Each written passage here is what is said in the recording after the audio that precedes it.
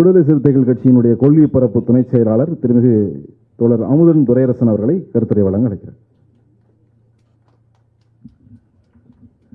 அன்பார்ந்த இந்த சமூகத்திற்காக போராடுகிறவன் எல்லாம் சமூக ரீதியாக்கப்பட்ட இந்த சமூகத்தில், இந்த நாட்டிற்கும் நாட்டு மக்களுக்குமாக போராடுகிறவன் எல்லாம் நக்சலைட் என்றாகிவிட்ட நாட்டில், இந்த மண்ணுக்கும் மக்களுக்குமாக போராடுகிற மனிதன் எல்லாம் மாவோயிஸ்ட் என்றாகிவிட்ட இந்த மண்ணில், தினம் தினம் அடக்குமுறைக்கும் ஒடுக்குமுறைக்கும் சுரண்டலுக்கும் உட்படுத்தப்பட்டு அடிமைகள் ஆண்டு கொண்டிருந்த நாட்டில் அடிமையை வாழ்ந்து கொண்டிருந்த என்னை போன்றவனை குரலற்ற மனிதர்களுக்காக குரல் கொடுக்க, வஞ்சிக்கப்பட்ட மக்களுக்காக வாழ்க்கையை அர்ப்பணிக்க, சிதறடிக்கப்பட்ட மக்கள் குறித்தும் சிந்திக்க, என்னையெல்லாம் அரசியல் மயப்படுத்தி அமைப்பாக்கி இருக்கிற தித்திக்கும் கருத்துக்களை திகட்டாத வகையில் அள்ளி வழங்கும் அறிவர், சாதி வெறியர்களை தவிர எல்லோருக்குமான சர்வதேச தலைவர், உறவால் நம் மன்னன், தத்துவத்தால் இந்திய அரசியல் வரலாற்றின் திசைவழி போக்கை தீர்மானிக்கிற நம்முடைய மகத்தான மக்கள் தலைவர் எழுச்சி தமிழர் அவர்களை வணங்கி, இது ஒரு நன்றி தெரிவிப்பதற்கான ஒரு மேடையாக நான் பயன்படுத்திக் கொள்கிறேன். தோழர் ரமேஷ் அவர்கள் கருத்துரையாற்ற வேண்டும் என்று சொன்னார். அவர் எப்போதுமே புத்தகங்களை எழுதினால் அது தொடர்பாக ஒரு 10 விமர்சன கூட்டங்கள் நடக்கும். அவரே ஒரு ஜூம் இணைய வழியில் புத்தகங்கள் குறித்து உரையாற்றுவதற்கான வாய்ப்பை நமக்கு வழங்குவார்.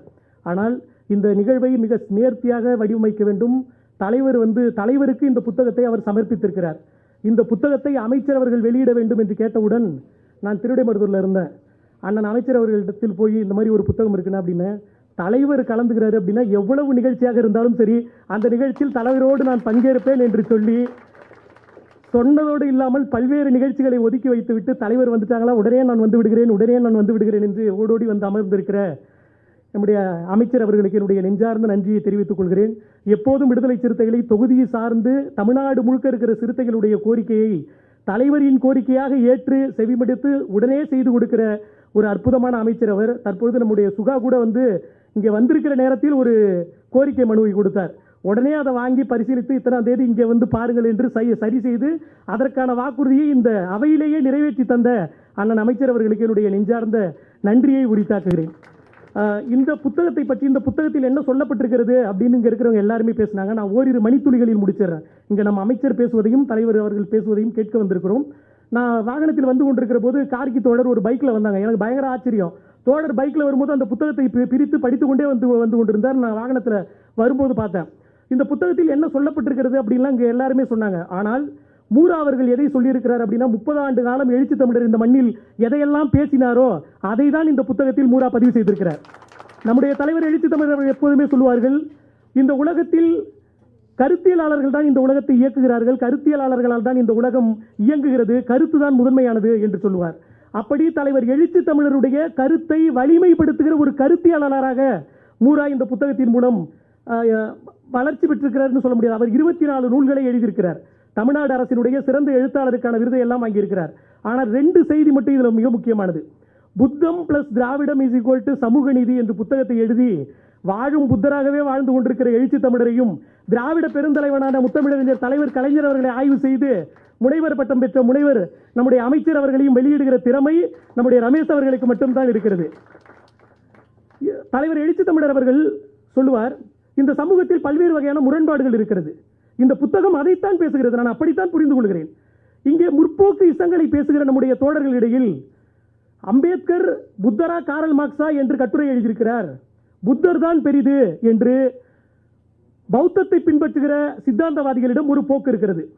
கம்யூனிசத்தை பின்பற்றுகிற நம்முடைய இடதுசாரி தோழர்களிடம் கம்யூனிசம் தான் முதன்மையானது என்கிற ஒரு போக்கு இருக்கிறது. அதுபோல திராவிடத்தை பேசுகிற முற்போக்கு அரசியலை பேசுகிற தோழர்களிடத்தில் தலித்தியம் குறித்த ஒரு ஒவ்வாமை இருக்கிறது. ஆனால் தலைவர் எழுச்சி தமிழர் இந்த மண்ணில் ஏற்படுத்தி இருக்கிற மாற்றம் என்பது, இந்த முற்போக்கு அரசியல் திராவிடம், கம்யூனிசம், தலித்தியம், பௌத்தம் இதையெல்லாம் ஒரு புள்ளியில் இணைக்கிற இந்தியாவிலேயே ஒரே தலைவர் நம்முடைய எழுச்சி தமிழர் ஒருவர் தான். கருத்தியல் தளத்தில் இந்தியாவில் எத்தனையோ தலித் தலைவர்கள் உருவானார்கள். இதுதான் தலித்தியம் அப்படின்னு காயின் பண்ணாங்க.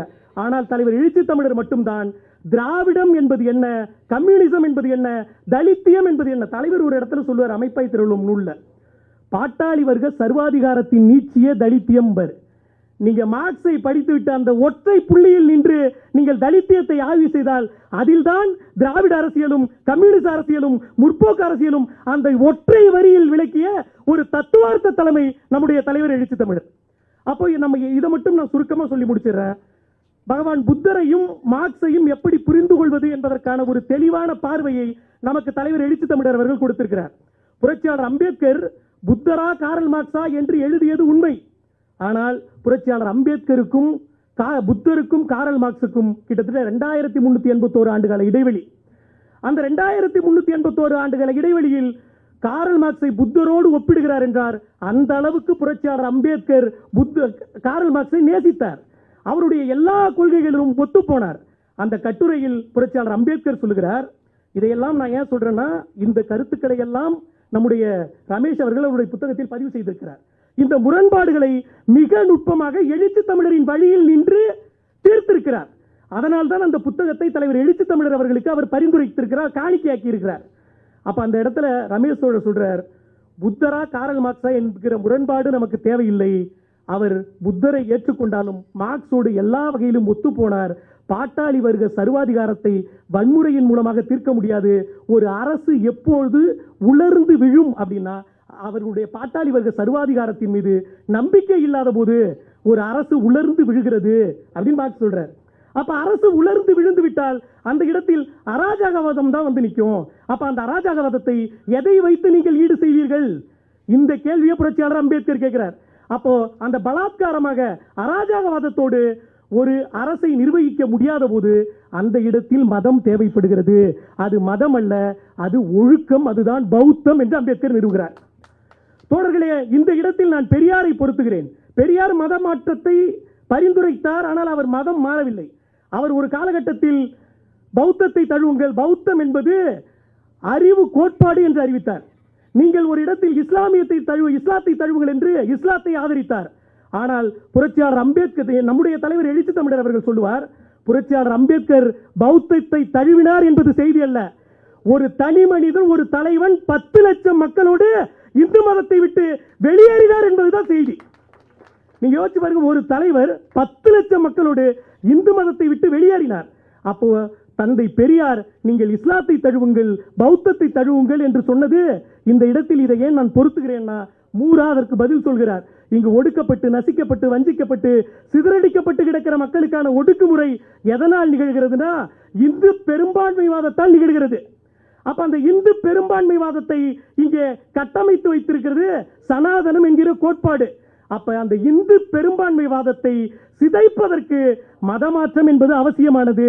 அதை பரிந்துரைத்த தலைவர்களாக தந்தை பெரியாரும் புரட்சியாளர் அம்பேத்கரும் இங்கே இருக்கிறார்கள் என்கிற கருத்தை இந்த புத்தகத்தில் மிக வலிமையாக பதிவு செய்திருக்கிறார். மகத்தான மக்கள் தலைவர் நம்முடைய தலைவர் எழுச்சி தமிழர் அவர்கள் எங்களுக்கு இசங்கள் குறித்த ஒரு தெளிவான பார்வையை ஊட்டியிருக்கிறார். நான் அமைப்பாய் திரளும் திறனாய்வு கூட்டத்தை பேசுகிற போது எனக்கு 23 வயசு. இந்த 10 ஆண்டு காலத்தில் தலைவர் என்னை போன்ற லட்சக்கணக்கான இளைஞர்களை ஒரு கொள்கை வழியில் வார்த்தெடுத்திருக்கிறார்.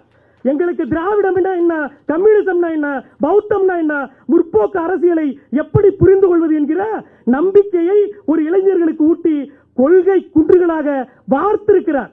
அப்ப பௌத்தம் என்பதும், அம்பேத்கரியம் என்பதும், கம்யூனிசம் என்பதும், திராவிடம் என்பதும் முற்போக்கு அரசியலை பேசுகிற சக்திகள் எல்லோரும் ஓரணியில் திரள வேண்டிய தேவை இருக்கிறது. இப்படித்தான் பௌத்தம் இங்கே இருக்கிற ஒடுக்கப்பட்ட மக்களுக்கான விடுதலையை வழங்குவதற்கான, சமூக விடுதலையை வழங்குவதற்கான வாய்ப்பாகவும், கம்யூனிசம் என்பது ஒடுக்கப்பட்ட மக்களுக்கான அரசியல் விடுதலையை வழங்குகிற வாய்ப்பாகவும் தலைவர் எங்களுக்கு போதித்திருக்கிறார். பௌத்தம் ஒடுக்கப்பட்ட மக்களுக்கான சமூக விடுதலையை வழங்குவதற்கு உதவக்கூடும். ஆனால் 75 ஆண்டு கால இந்திய அரசியல் வரலாற்றில் ஒடுக்கப்பட்ட மக்களுக்கு இடதுசாரிகளும் கம்யூனிஸ்டுகளும் செய்திருக்கிற அரசியல் பலனை அல்லது ஒடுக்கப்பட்ட மக்களுக்கான அரசியல் விடுதலையை பௌத்தம் பெறவில்லை என்கிற ஒரு வாதத்தையும் முன்வைத்து தலைவர் முன்னாலும் மாண்புமிகு அமைச்சர் அவர்கள் முன்னாலும் எனக்கு பேச வாய்ப்பளித்த உங்கள் அனைவருக்கும் எனது நெஞ்சம் நிறைந்த நன்றியை சொல்லி நிறைவு செய்கிறேன். இந்த புத்தகம் குறித்து இன்னும் நிறைய பேச வேண்டியிருக்கிறது. அடுத்தடுத்த ஜூம் மீட்டிங்ல அவைகளில் பேசுவோம். நாம் எல்லோரும் அமைச்சர் மற்றும் தலைவரின் உரையை கவனிப்போம். நன்றி, வணக்கம். வரவேற்புரைகளும் வாழ்த்துரைகளும் கருத்துரைகளும் நிறைவுற்றன.